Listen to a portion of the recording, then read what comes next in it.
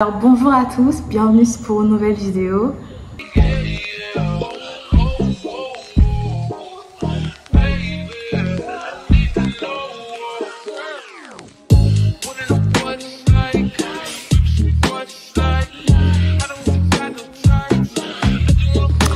Alors vous m'excuserez, j'ai eu un appel de ma mère, j'ai dû répondre. On est là, on revient. Donc comme je disais tantôt, il vous faut rendre cette activité la plus attrayante, divertissante, intéressante que possible, que ça ne devienne pas une charge. Quelque chose que vous vous imposez à vous-même ne doit pas devenir pénible pour vous, sinon vous n'aurez ni la motivation, ni l'envie d'adopter la discipline afin d'atteindre cet objectif. Donc, cette vidéo est pour éviter que cela ne se produise, voilà, très clairement. Avant de commencer les astuces, vous devrez vous mettre un objectif clair. Un objectif, vous devez savoir qu'est-ce que vous voulez faire en telle quantité de temps. Moi, je me suis dit, à la fin de ces 3 mois, donc que j'ai appris les bases de l'anglais, je devais être capable d'avoir une conversation basique avec des gens et d'avoir un maximum de vocabulaire sur divers sujets. Donc, vous devez aussi vous mettre un objectif de savoir pourquoi je veux apprendre la langue. Est-ce que c'est pour le business? C'est pour l'école, parce qu'il y a beaucoup d'étudiants internationaux qui vont apprendre dans des pays anglophones et qui veulent avoir un niveau d'apprendre le métier de leur rêve ou tout simplement d'apprendre et de travailler dans le pays en question. Vous devriez prendre le temps de vous dire que ça va pas être facile. Faut pas se mentir, faut pas se leurrer, faut pas se donner de faux espoirs. Ça va vous prendre du temps. C'est pas un truc qui est facile, c'est pas des progrès qui vont arriver du jour au lendemain. Vous devrez mettre l'effort nécessaire afin d'atteindre cet objectif. C'est pas tout le monde qui a le talent, le don d'apprendre les langues aussi facilement. Chacun a son niveau, chacun a sa capacité d'apprentissage. Ne vous jugez pas. N'essayez pas de faire comme si vous saviez déjà des trucs. Non. On efface tout et on recommence. Vous me demandez pourquoi j'ai appris l'anglais à l'école, j'ai un petit niveau, je connais mon alphabet en anglais, je sais compter jusqu'à 10, etc.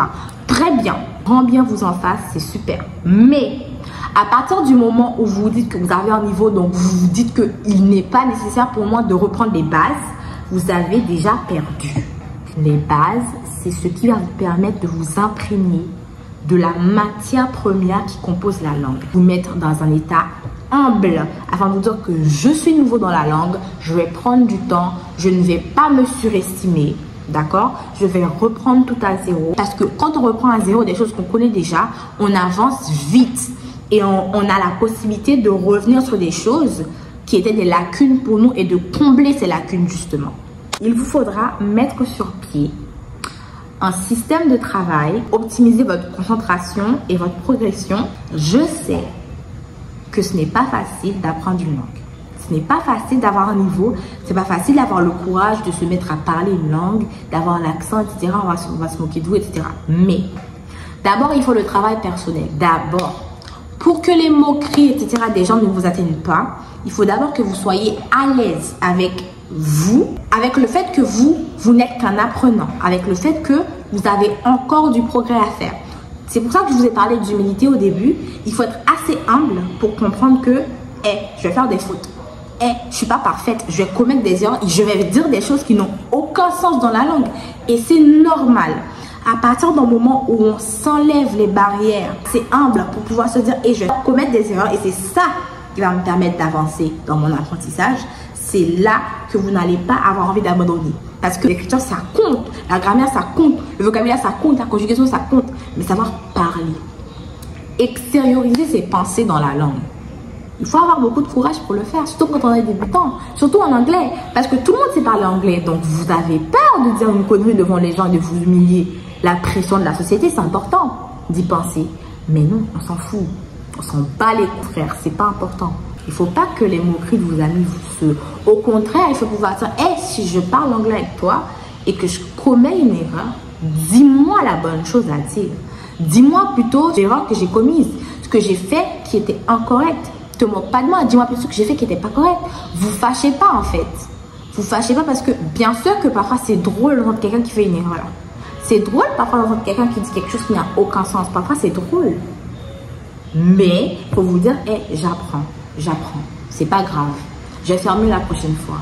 C'est la mentalité qu'il faut quand on apprend.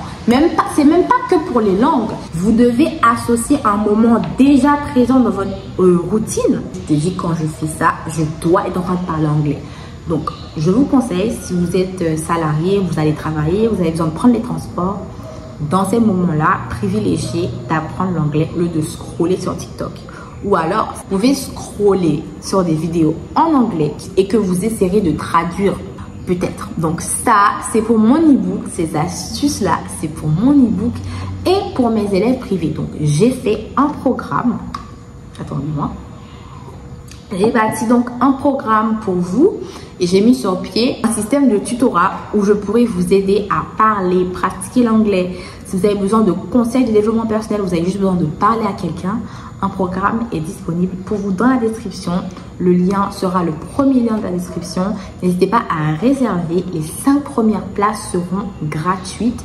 Et surtout, avant de réserver votre place, écrivez-moi en DM Insta ici ou par email. De toute façon, tout sera en description. Il faut que vous m'écriviez votre âge, vos attentes pour la réunion, votre nom, etc. Que vous parlez un peu de vous-même. Ça va briser la glace et nous allons pouvoir être plus à l'aise pour continuer notre conversation à l'oral. Je continue. Moi, ce que j'ai fait, alors pour allier l'utile à l'agréable, j'ai utilisé ma passion qui est le cinéma. Donc, regardez ma précédente vidéo sur les langues. Le lien sera aussi en barre d'infos. N'hésitez pas à aller la regarder. Cette vidéo vous apprendra beaucoup de trucs. Je vous conseille d'avoir un cahier de langue parce que quand vous allez écouter un mot, en cahier ou en dossier PDF, en dossier Notion, en fichier notes, vous allez pouvoir collecter tous les mots de vocabulaire que vous ne connaissez pas et que vous devez soit chercher, soit mémoriser. Connaître votre méthode d'apprentissage. Pourquoi est-ce que c'est important? Tout simplement, si vous n'utilisez pas la bonne méthode, la méthode qui vous va le mieux, vous perdez votre temps et votre énergie parce qu'après 3 semaines de pratique intensive, vous allez abandonner parce que vous n'allez pas voir l'intérêt. Vous allez dire, j'aime pas ça. C'est quoi ça? Ça me va pas, j'apprends rien, je m'ennuie, c'est chiant et tout. J'ai pas envie de continuer. Voilà. Les principales méthodes que je connais, c'est l'écriture, c'est-à-dire l'écrit, c'est la lecture, l'audio et l'audiovisuel. Il faut que ce que vous faites vous soit utile. C'est le secret. Apprendre la langue, peut-être par pure passion, mais la pratique doit être utile. Vous devez voir à l'instant où vous faites ce que vous faites, pourquoi je fais ça. La réponse au pourquoi sera une motivation et une envie d'avoir la discipline immédiate. Il n'y a pas de secret. Si votre méthode préférée, c'est l'écriture, mon conseil pour vous, c'est d'utiliser le journaling ou d'écrire texte, une petite histoire, etc. De vous donner des prompts. Par exemple, dire comment s'est passée ma journée, de répondre en disant 5 lignes. Et au fur et à mesure, augmenter la quantité de lignes, la quantité de mots, augmenter progressivement. Prenez-vous comme un enfant. Ne soyez pas trop dur. C'est quelque chose de nouveau. Vous le faites seul. Si vous avez besoin d'aide, bien évidemment, je suis là. Mes tarifs ne sont pas élevés. Je fais du tutorat, de la pratique et de l'aide au développement personnel. Bref. Si votre méthode préférée, c'est l'audio, donc dans les transports ou pendant que vous faites votre cuisine, vous pouvez écouter de la musique dans la langue en question. Vous pouvez aussi écouter un podcast sur un sujet qui vous intéresse. De la musique qui vous intéresse. Ça prend du temps pour chercher le contenu, bien sûr, mais c'est quelque chose qui va venir vous rendre l'utile à l'agréable. La lecture qui est très commune, moi j'ai beaucoup utilisé de lecture, etc. En fait, je vous dis des trucs qui seront très optimales, c'est-à-dire que vous pourrez faire en faisant n'importe quoi, en ayant 5 minutes, en étant aux toilettes, quelque chose que si vous dites je me donne 5 minutes, votre tâche de la journée est accomplie.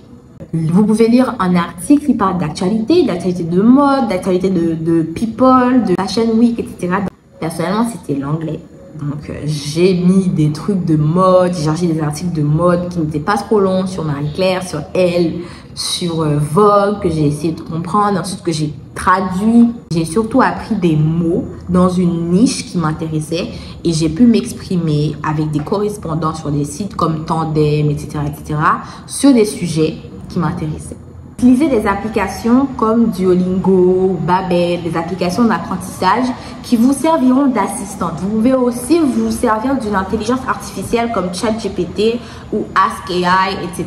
qui va aussi venir faire le même travail que ces applications-là, mais il vous faudra une certaine connaissance dans le prompting. Le prompting, c'est l'art de demander des informations bien précises, de poser des questions bien précises à l'intelligence artificielle afin d'obtenir les réponses les plus optimales que vous pouvez obtenir de cette intelligence artificielle, justement. Ne vous mettez pas dans la tête que vous êtes Shakespeare. Calmez-vous, calmez-vous. Arrêtez, calmez-vous. Il faut vous mettre... Désolée, il y a des bêtes qui n'arrêtent pas de faire le bruit, ça m'énerve. J'espère que ça vous dérange pas parce que moi, ça m'énerve, franchement. Vous allez vite être découragé parce que dans 6 mois, c'est loin. 6 mois, c'est loin. Ne nous mentons pas à nous-mêmes. 6 mois, c'est long. Si vous vous dites, ouais, dans 6 mois, dans 6 mois, dans 6 mois, dans 6 mois, vous n'allez pas voir le progrès que vous pourrez faire aujourd'hui en vous mettant tout de suite à la tâche. Les habitudes atomiques, les mini-habitudes qui au fur et à mesure vont s'accumuler, s'accumuler, s'accumuler et donner le résultat que vous escomptez. J'en ai encore plein des astuces, mais elles seront disponibles en session privée. Donc n'hésitez pas à réserver votre place. Les places sont limitées. J'espère que pendant ce laps de temps, vous aurez quand même droit à la session gratuite. Mais sinon, n'hésitez pas. C'est pas cher, je vous promets. Je vais pas vous demander des milliers des cents. Je vais juste vous aider. Mais mon temps, c'est un peu important quand même. Donc, je vais pas le faire tout gratis pour tout le monde. Non? Alors, merci d'avoir regardé cette vidéo. J'espère qu'elle vous aura plu. Et n'hésitez pas à vous abonner et à liker cette vidéo. À me suivre sur Instagram parce que je fais plein de trucs super intéressants là-bas. Et voilà, écrivez-moi, réservez votre session privée. Et à bientôt.